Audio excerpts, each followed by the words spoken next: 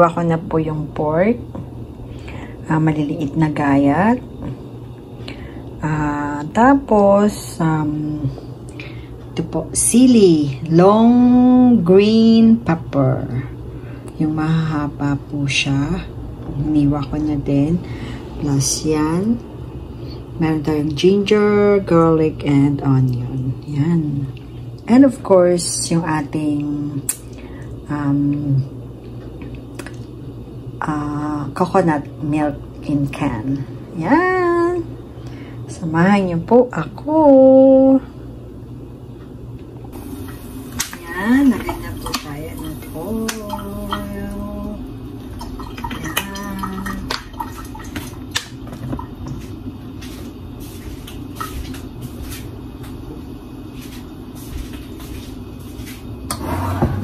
Tapos, siyempre, ang ating luya.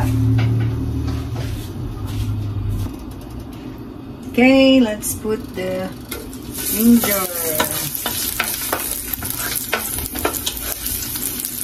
garlic,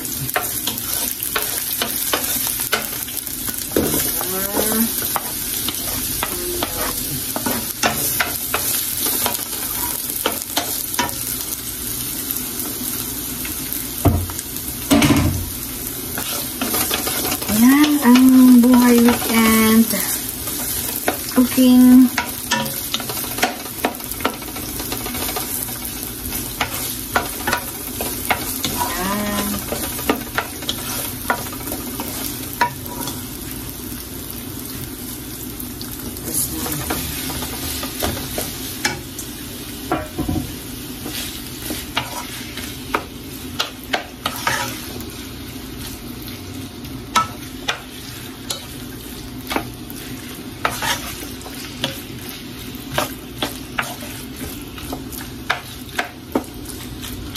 Bicol Express. Yan. Lagay na po natin yan. Tapos, lutuin lang natin.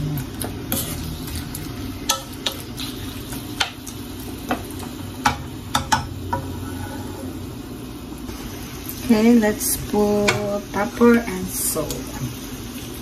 Yan. Pepper. So, hindi po ako nag-measure.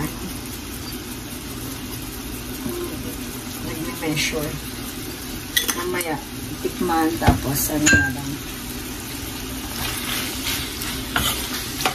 Tagdag.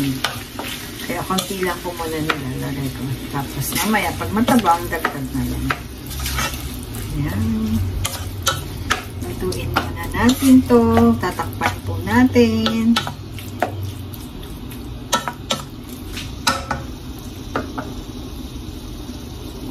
Yan, habang tayo ay nagluto ng Bicol Express, magluluto na rin po ako ng rice.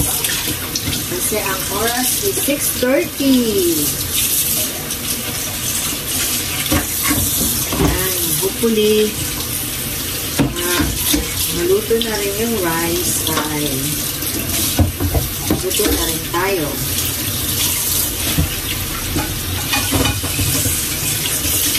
Tapos, meron pa po kaming natirang, ano ba yan?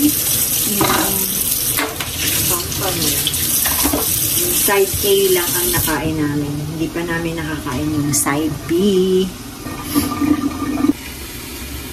Yan. Yan po. At inuhulog na natin ang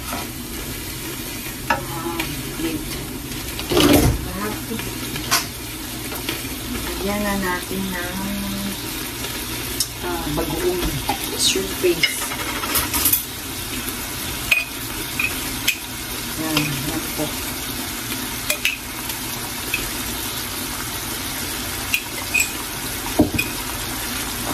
Yan.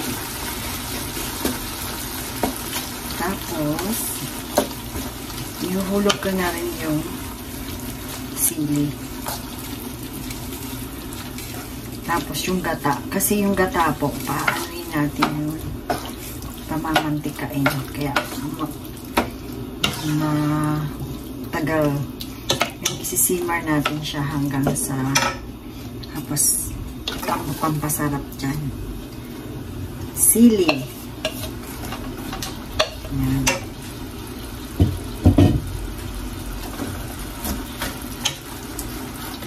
Lutuin siya. Tapos, ito na po. Yan. Ito po ang ginagamit ko na coconut milk. Yan. Yan. Tapos, isisimmer na lang natin siya hanggang sa magmantika. At, mamaya, maraming kanin ang ating makakain for sure. Kasi, masarap ito. Pickle Express. Yan. Lalagyan pa natin ito mamaya ng vinegar. Papatayin natin yung para mabilis mapanis. Yan, simmer lang po natin. Yan, looking yummy na ang ating Pickle Express. Ganito po ako magluto ng Pickle Express. Pero hindi ko po alam yung iba ng kanilang version. But this is my version of Pickle Express. Yan, ganito po.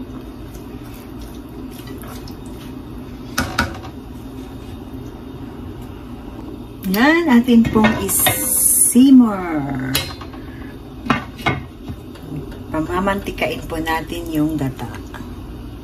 Ayan. Babalikan na natin ang ating niluluto. Medyo masabaw pa siya. Pero okay na po yan. Yung anak ko gusto niya medyo may kasi sinasabaw niya yan sa kanin. Tapos lalagyan natin ng suka ng dato puti. Yan. Dato puti, sarap asim. Yan. Ilalagay na natin yan lahat. At wala na pala tayong dato puti na ubos na. Pero alam ko, I think meron akong reserve. Meron pa ako extra. Hindi natin yan gagalawin. Tatakpan na lang natin ulit. At papatayin na natin yan. I-off na natin yan. Maya-maya. Yan. Sarap. Ito na po. Luto na po ang version ng Pickle Express. My version of Pickle Express. Ayan po. Sana nagustuhan nyo ang aking video. At hanggang sa muli po, huwag po kayong magsasawa. Magandang buhay.